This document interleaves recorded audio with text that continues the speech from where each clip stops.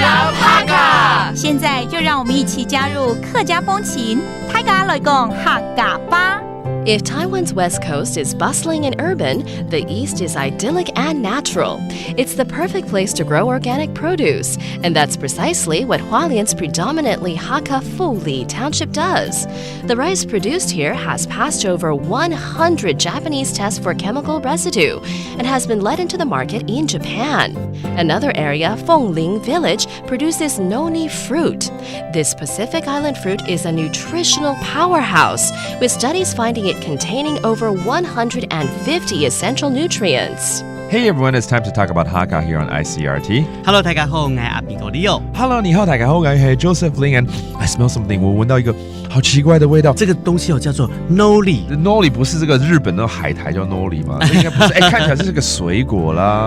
对啊，这是在南太平洋群岛的一个养生圣品啊。现在在花莲这边就有人在种喽。现在有很多的吃法了可以把它打成果汁。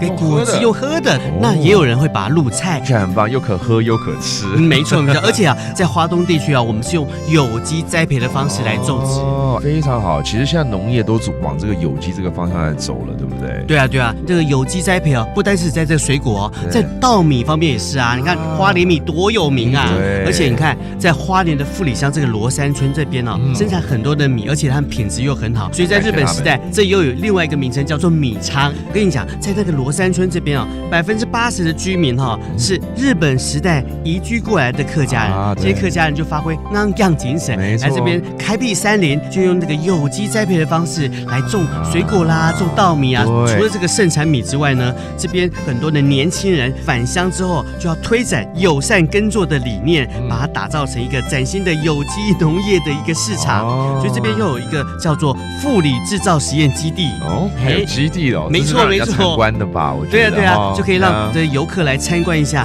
这个有机栽培的一个农场风光太好了，我们要多推这些有机米，多推我们台湾的农作物没错，很棒。All right， 那我们来教大家几个单词好了包括我们讲的有机米 organic rice， right？ 怎么说？有机米。然后刚刚说那个果子可以打成果汁啊，对不对？How do you say juice？ 果汁果汁，然后很好喝啦。好吃就是果汁，好吃就是果汁好喝对All right, now you know, and that does it today's talk about Hakka on ICRT. 什么大家？俺只say张来了。